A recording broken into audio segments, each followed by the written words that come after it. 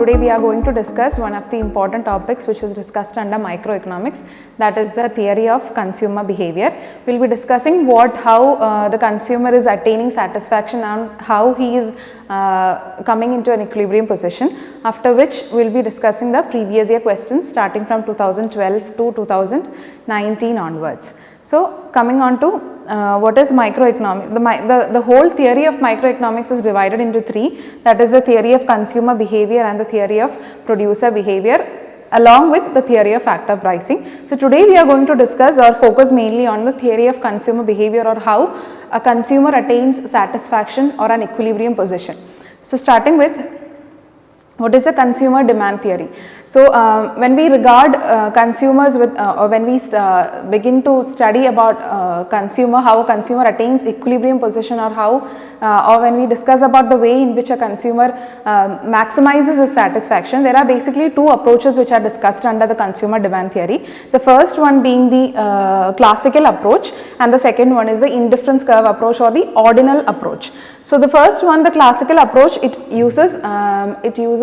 measures utility or the satisfaction that the consumer is deriving. The cardinal utility approach measures the utility or the satisfaction in measurable terms, or it measures the utility that a satisfaction or the satisfaction that a consumer is attaining in the classical approach or the cardinal utility approach. The second approach, the indifference curve approach, uses or ordinally measures. It's not like we are measuring in terms of actual terms, but it ordinally measures or ranks or the preferences are revealed under the indifference curve theory, where we use tools such as indifference curve, price line, etc. To attain the equilibrium position or to attain the maximum position where a consumer attains his maximum satisfaction. So, we are going to begin with what is classical approach or the also called the cardinal utility approach or the marginal utility analysis. So, what is marginal utility or utility? Utility is the bond satisfying power of a commodity or the satisfaction that a person gets while consuming a particular product or while undertaking any particular activity. It is a satisfaction that a consumer is actually taking into himself. That is, he can say that I am fully satisfied with the consumption of a particular commodity. That is what utility actually means. So, before we begin with what is cardinal utility approach and what is ordinal utility approach, we have to first discuss what is the difference between cardinal utility and ordinal utility approach.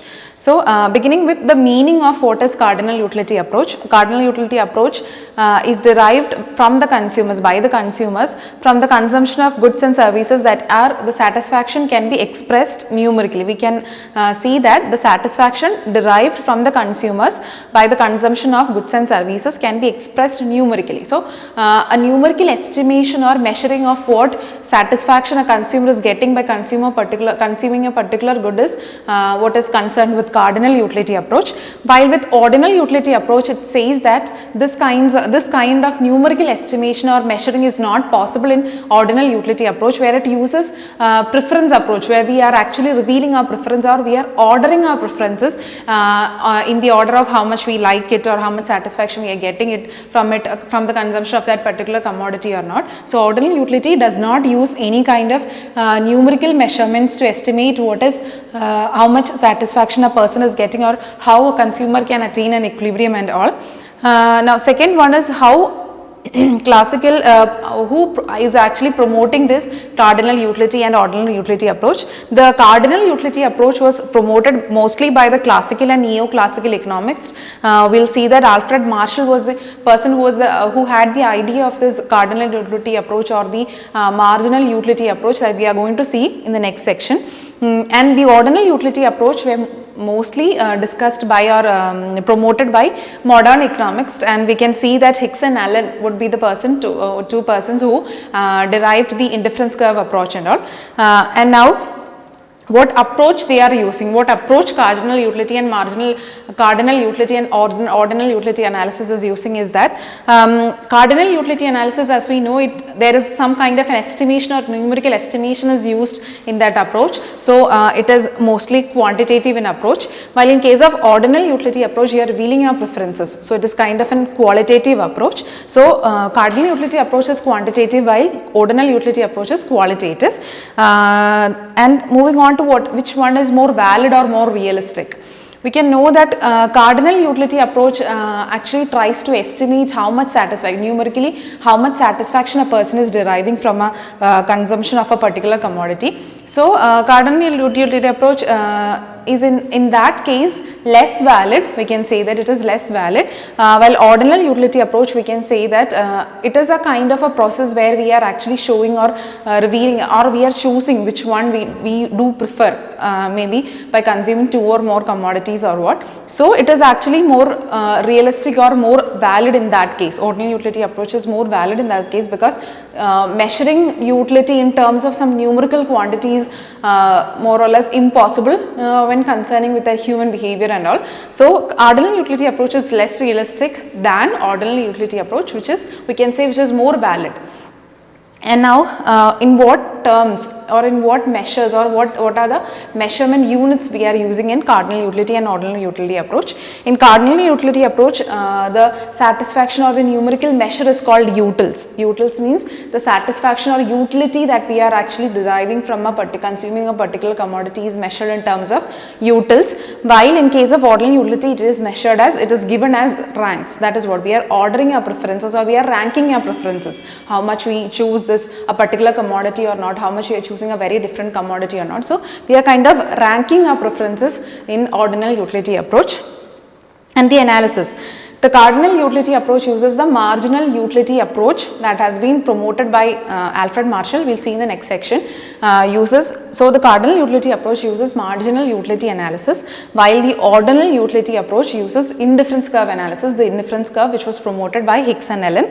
We will see that. So, marginal utility analysis comes under cardinal utility analysis and ordinal utility analysis comes under indifference curve analysis. So, now we are moving on to the next section. We will discuss about the cardinal utility or classical approach of how we are measuring a consumer's behavior, or how we are measuring how a consumer attains equilibrium, or how we are discussing about what kind of a satisfaction, or what is the process by which a consumer attains maximum satisfaction. So, the first approach here is the marginal utility analysis, which is the approach or the method used under the classical approach. The marginal utility analysis is the oldest theory of demand, which provides an explanation of consumer demand for a product, and it derives the law of demand, which establishes an inverse relationship between price and quantity demanded of the product.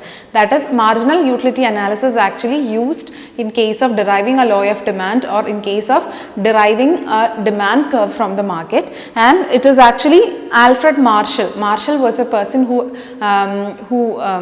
defined marginal utility in terms of as what we are learning today. So, marginal utility analysis approach to theory of demand is, even though it is very old, its final shape emerged at the hands of the Marshall. So, Alfred Marshall was the person who actually defined marginal utility as we are seeing it today.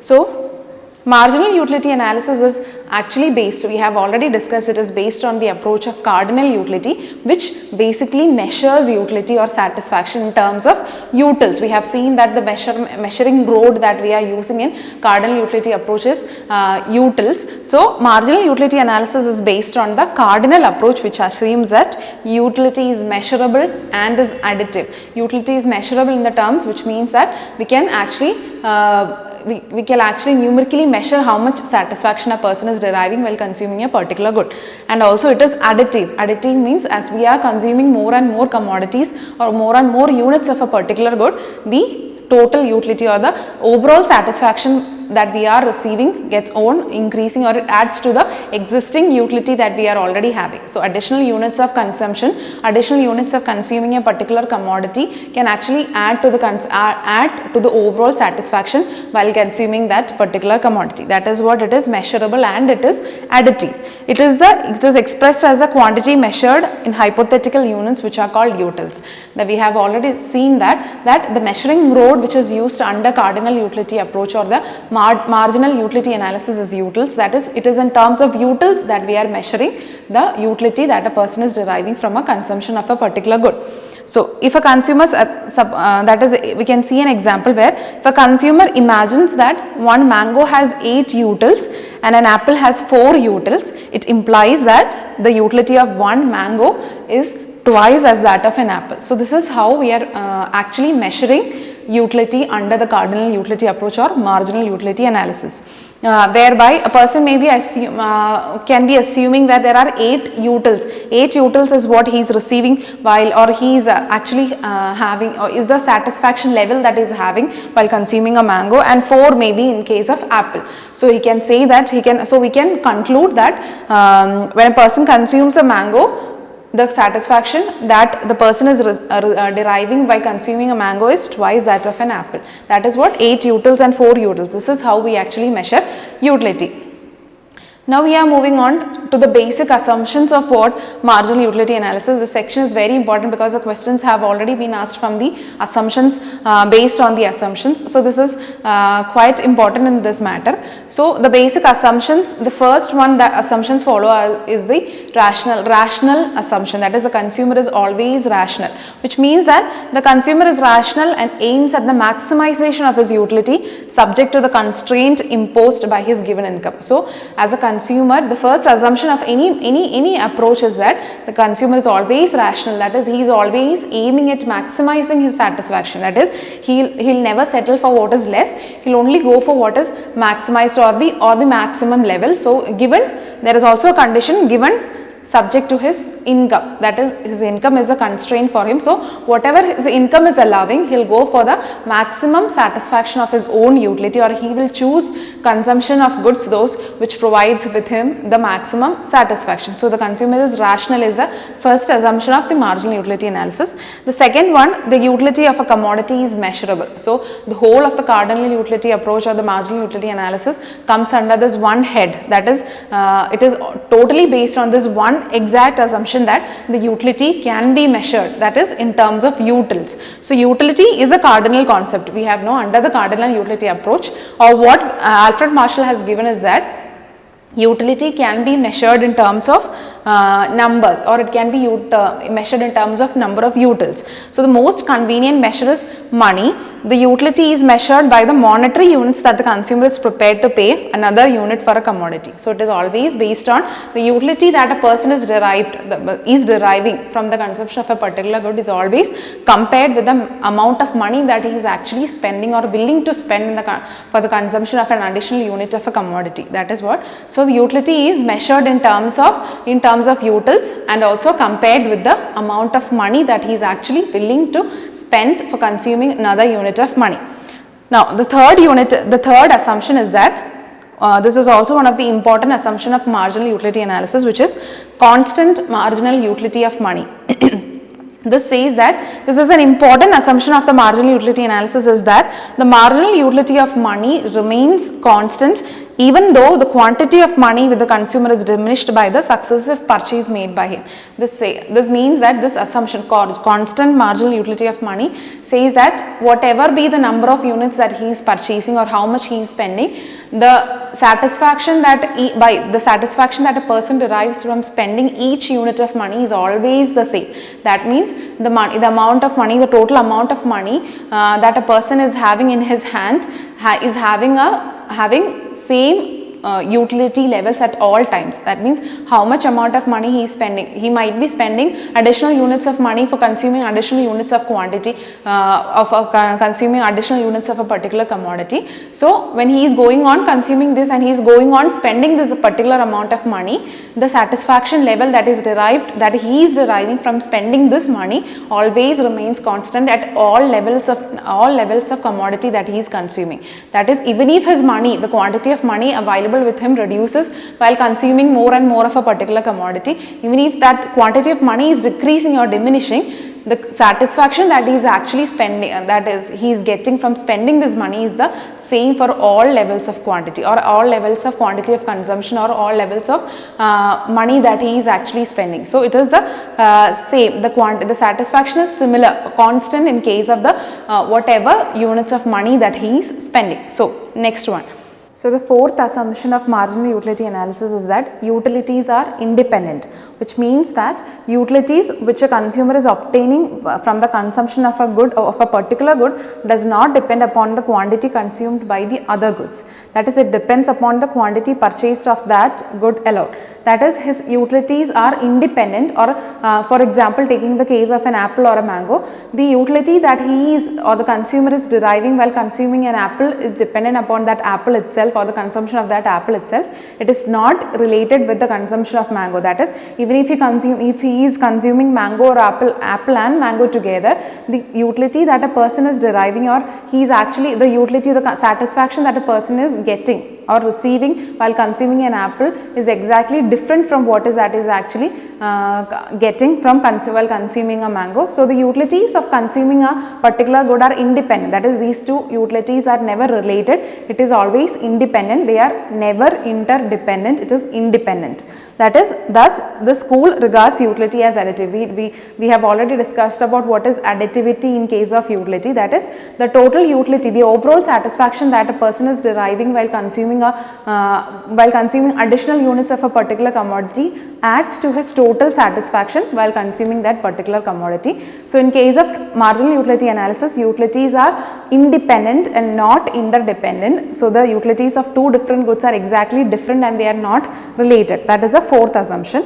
Now moving on to the fifth assumption, marginal utility analysis always use the introspective method. Introspective method means the introspection is the ability of the observer to reconstruct events which go on in the mind of another person with the help of self-observation. This is a form of guesswork or intuition. That is, cardinal utility approach or marginal utility analysis is always based on an intuition or a guesswork. Or introspective methods means the proponents of this cardinal utility approach basically used such introspective method where they actually looked into themselves and they are guessing that this might be what is happening with all other consumers present in the market. So this is based upon an introspective method. That is, it is based on an intuition or guesswork, or the proponents are actually assuming, it is an assumption that the other consumers might also be thinking about in the similar way that this proponent of these the person who actually devised these cardinal utility approach is thinking. So this is in such introspective method, or introspection is the method that the proponents have used in deriving these marginal utility analysis. So that was the 5 assumptions of marginal utility analysis which are very important in this case. Now moving on to the next section. Two important concepts that we have to learn under this marginal utility analysis is total utility, and what is total utility and what is marginal utility. So total utility is the sum total of the utility derived from the consumption of all units of the commodity. That means if a person is consuming 10 units of apple, then it means total utility is the sum total of all the utility that the person is deriving from consuming these 10 units of apple. So sum total utility is the sum total of the overall satisfaction or the complete satisfaction that a person is deriving. For example, in this case, if he is consuming 10 units of apple, that is total utility. Total utility, as we know, is this, before we know what is total utility, we have also to know what is marginal utility. Marginal utility is the addition made to the total utility by having an additional unit of the commodity. That means a person might have a particular level of satisfaction when he is consuming the first unit of apple. He has 10 apples to consume. So maybe for the first unit he has a particular satisfaction level. And while he is moving on to consume the second unit, there is also a satisfaction that the person is deriving from the second unit of consumption by consuming the second unit of apple. So this addition to the total utility, these are adding to the overall satisfaction, but these addition to the total utility or the increment in total utility is what is defined as marginal utility, or the utility that a person derives while consuming additional units of each commodity. In this case, we have taken an example of an apple. So when the person consumes a second unit of apple, the satisfaction that a person is deriving while consuming the second unit, while he is moving from the first unit to the second unit. So this addition to the total utility, or this difference or increment to the total utility, is what is defined as marginal utility. So total utility can be given as a sum total of marginal utilities, that is MU1, the marginal utility that a person is deriving while consuming the first unit of commodity. Second one, the marginal utility that a person is deriving when he is consuming, in this case, apple, the second unit of apple. Likewise, MUN, up until the stage where he is actually consuming the last unit of consumption, last unit of commodity. The sum total of all these units, all these individual units is compiled together to get the total utility. That is, we can also write total utility as a sum of marginal utilities. Total utility is equal to sigma marginal utility.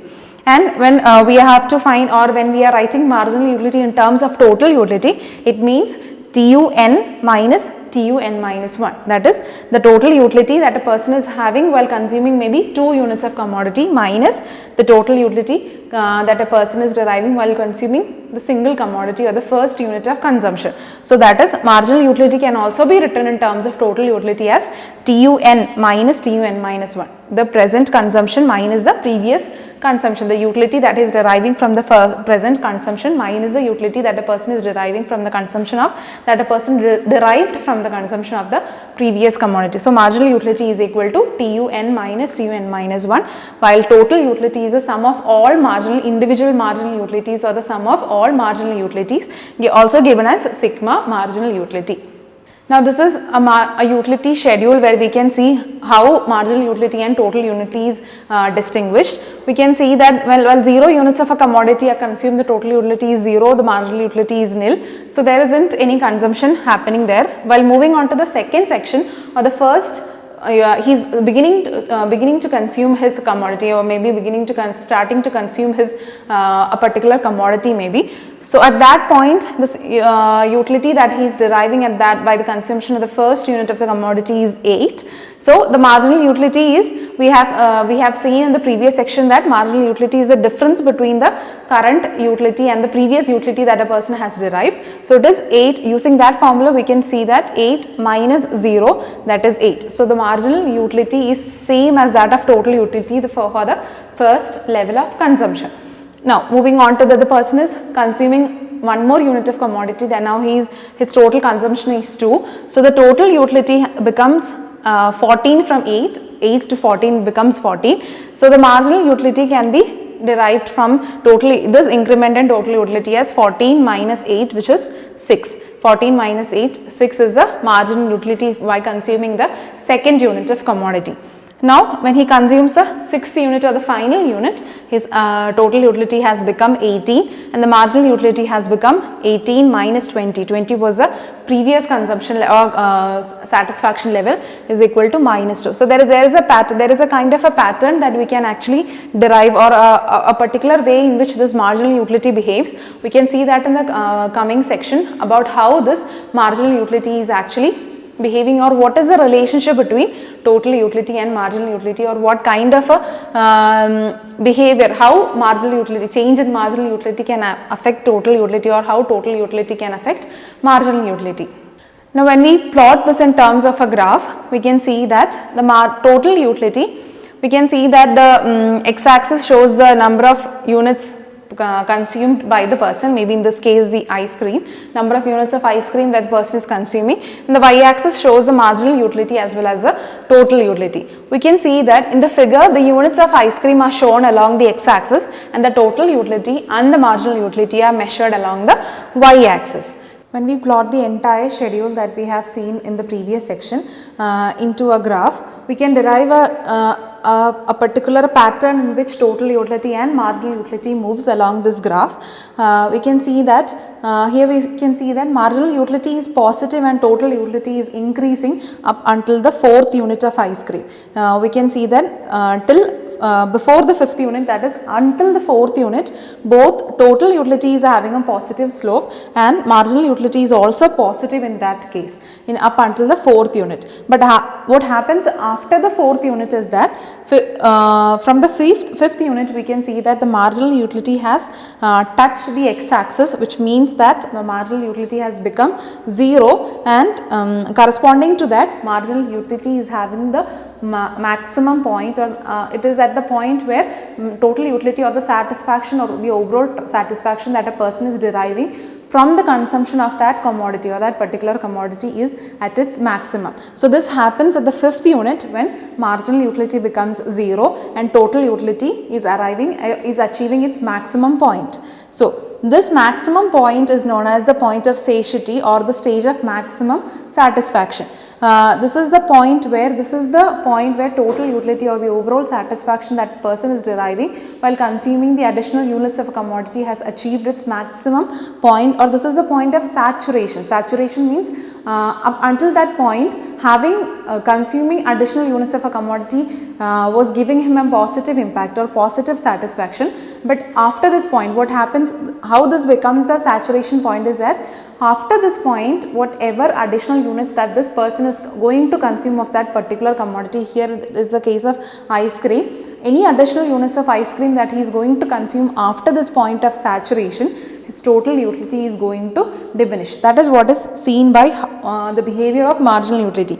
So when once marginal utility has touched the x-axis at the 5th commodity or 5th unit of consumption, any point after that the marginal utility is actually falling below the x-axis, which shows that marginal utility is becoming negative. So when marginal utility becomes negative, we can see that total utility is having a downward slope, or it is necessarily falling, or we can see that it is diminishing or it is falling. Total utility is falling and having a negative slope in that case. After the point where marginal utility has become 0, any point after that, which means that any point after that the marginal utility curve is falling below the x-axis, which means marginal utility is negative. And what happens with total utility is that corresponding to this behavior in the marginal utility, we can see that total utility curve is also falling, which means that any additional unit that a person is going to consume after this 5th unit of ice cream, the total his overall satisfaction is going to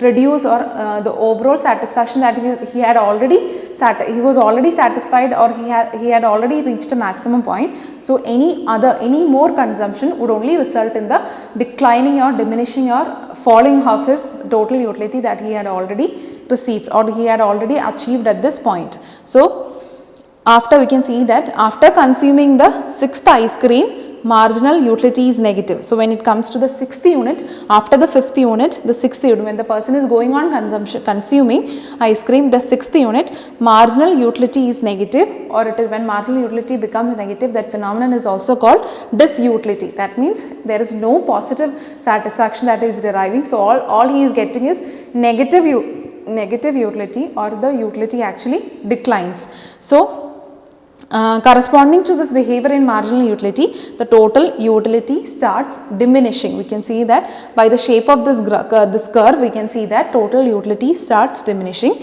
and disutility is the opposite. We have seen that disutility is the opposite of utility, which means that any more consumption would only result in the diminishing or declining of his total satisfaction that he had already achieved, about the maximum satisfaction that he had already achieved. So it refers to the loss in the satisfaction due to consumption of too much of a good. That means that particular consumer should have stopped his consumption at the point where he had achieved maximum utility or maximum total utility, but that person is going on consuming too much of a thing, so too much of that particular commodity. So because of which, as a result of which, that is leading to a loss in the satisfaction of that. So loss in the satisfaction of the consumer by consuming that commodity. So this is the stages through which marginal utility and total utility, or the pattern in which both total utility and marginal utility moves as we consume more and more units as we consume additional units of a commodity.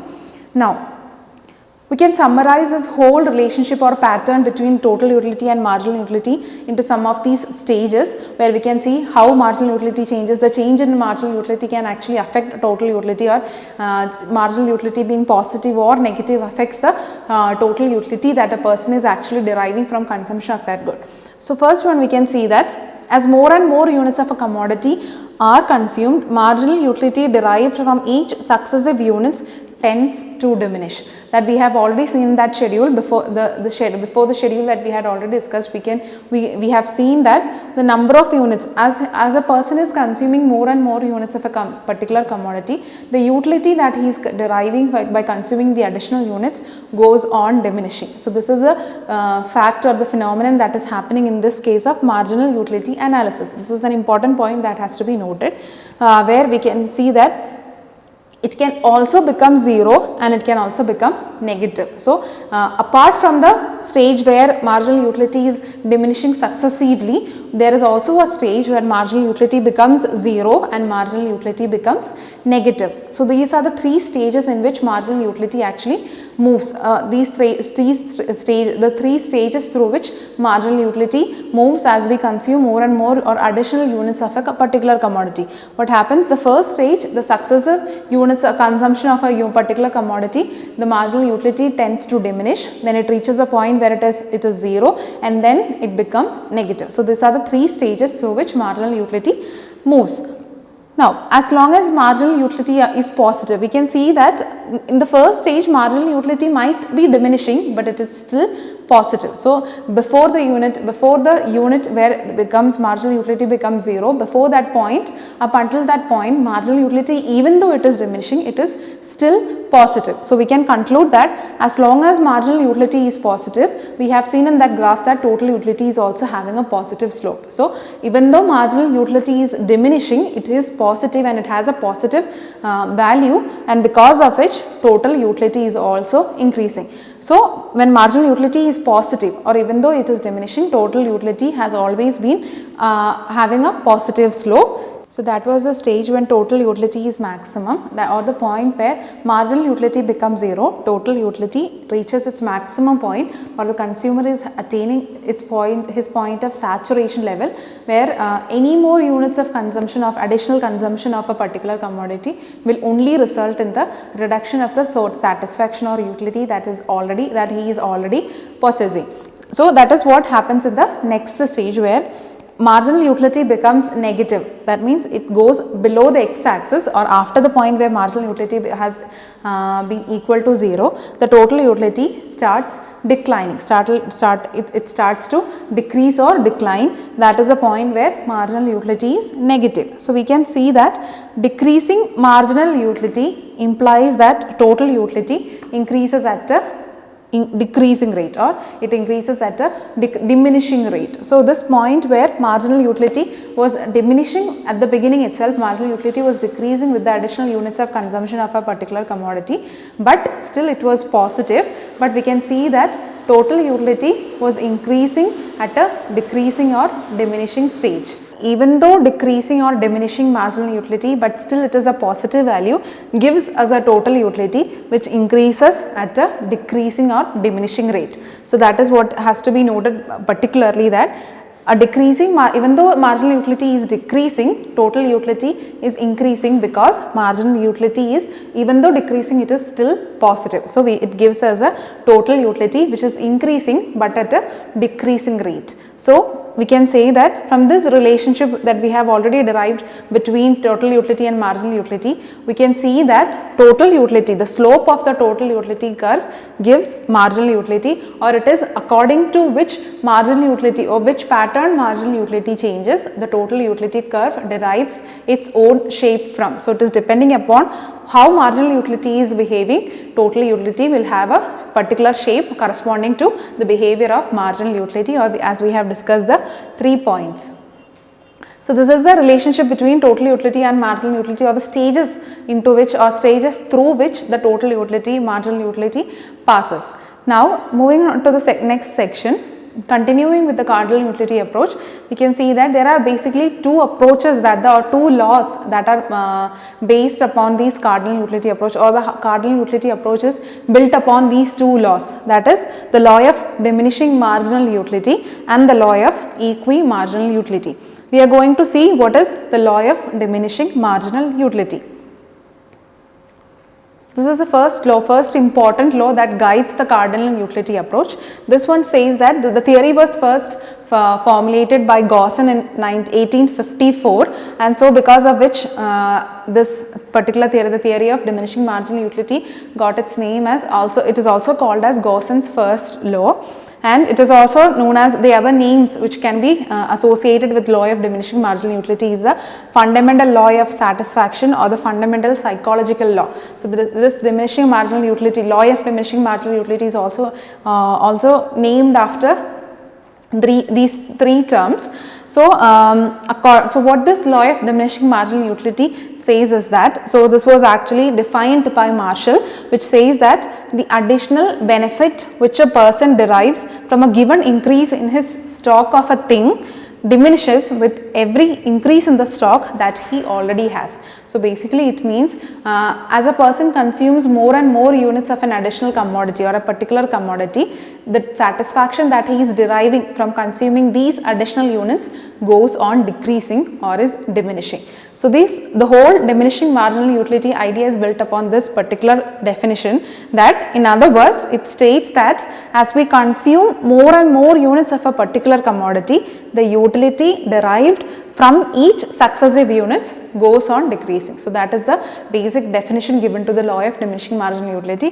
That means as we try to increase the stock of maybe a particular commodity, the additional unit that we have, the additional satisfaction or utility that is deriving from these process results in the decreasing of this total utility or decreasing the utility. That is law of diminishing marginal utility. So there are some assumptions also which guides this law of diminishing marginal utility. Most of the assumptions are common with what we have already discussed in the cardinal utility analysis, discussed as the assumptions of the cardinal utility analysis. But some points that we have to note extra is that the first one is only standard units of a commodities are consumed. That is, standard units means which the commodities which can be measured in terms of standard units are only used in the consumption or are only consumed when we consider this as a diminishing marginal utility. The second one is that consumption of a commodity is continuous, that is going on continuously consuming that particular, going on increasing the stock of his particular commodity. There is no break or there is no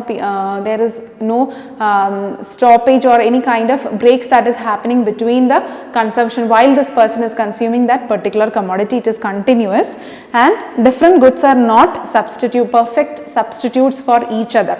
That means each of the commodities are independent, they are not interdependent, or the utilities are independent, which means that when we consume, the utility that a particular person is deriving while consuming a particular good is closely associated with that particular commodity alone. It is not at all dependent upon any other the consumption of any other commodity, or these two goods are not at all perfect substitute. That means both of the commodities are independent. So that is, these are the three important assumptions that we have also to consider while along with the assumptions of the cardinal utility approaches. These three assumptions are also to be considered.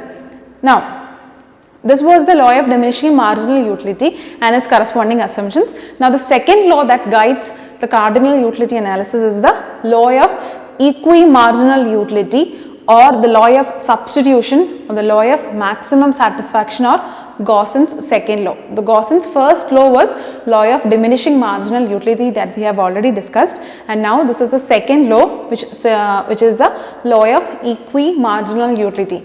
So this law says that the consumer will distribute his money income in such a way that the utility derived from the last rupee spent on each good is equal.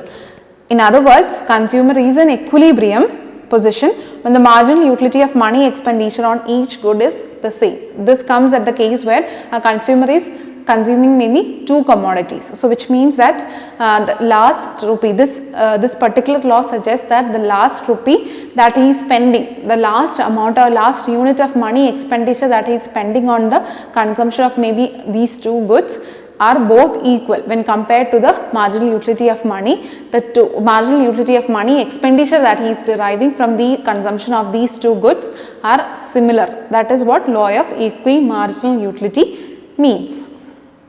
Now, we can see that the marginal utility of money expenditure on good, money expenditure of a particular good, or the utility that he is deriving while purchasing a particular commodity, or the utility that a person is deriving from the spending of a particular amount of money for the purchase of a particular good should be equal to the marginal utility of goods divided by the price of the good, that is marginal utility of the money expenditure, or the marginal utility of the money that he is spending, or the utility or satisfaction that a person is deriving while spending a particular unit of money should be equal to the ratio of the marginal utility of that particular good and the particular price of that commodity. So this is what equimarginal utility states. Equimarginal utility states that for whatever amount, states that whatever amount of money that a person is willing to spend, he must have an equal satisfaction from the consumption of that particular commodity itself, or the satisfaction. It also means that the satisfaction a person is deriving while spending a particular unit of amount of money should be similar to the satisfaction that a person is deriving while consuming that particular good when compared with its price. That is law of equimarginal utility, which means that the law of equimarginal utility therefore can be stated as the consumer will be spending his money income on different goods in such a way that this is a case where consumer is consuming maybe more than one good, that means for example 2 goods, will spend on his money income on different goods in such a way that the marginal utility of each good is proportional to its price, and that is the consumer is in equilibrium position in respect of the purchases of the 2 goods X and Y. So this particular condition shows the equilibrium position or the way in which that particular consumer is willing to spend his money expenditure on the consumption of these 2 goods. So which means that this condition states that the marginal utility of money expenditure, or the amount of money or the satisfaction derived by spending a particular amount of money in the consumption of these 2 goods should be equal to the marginal utility of that marginal utility or the satisfaction a person is deriving from the consumption of X commodity when compared with the price of X, and is also equal to the marginal utility or the utility or satisfaction that a person is deriving while consuming the commodity Y when compared with the price of the commodity Y. So these shows the equilibrium condition or the equilibrium condition. This gives us the equilibrium condition based on the law of equimarginal utility, that his money expenditure, marginal utility of his money expenditure should be equal to the marginal utility of commodity X given his price, and also should be equal to the marginal utility of good Y given its price, its corresponding price. So this gives us the normal equilibrium condition when we consider the law of, according to the law of equimarginal utility. So this is also one of the important equilibrium conditions when we consider the consumer's equilibrium. At the end of this section, we are going to discuss about the consumer's equilibrium. So this is also one of the important observations which lead us to the condition where consumer attains his maximum satisfaction.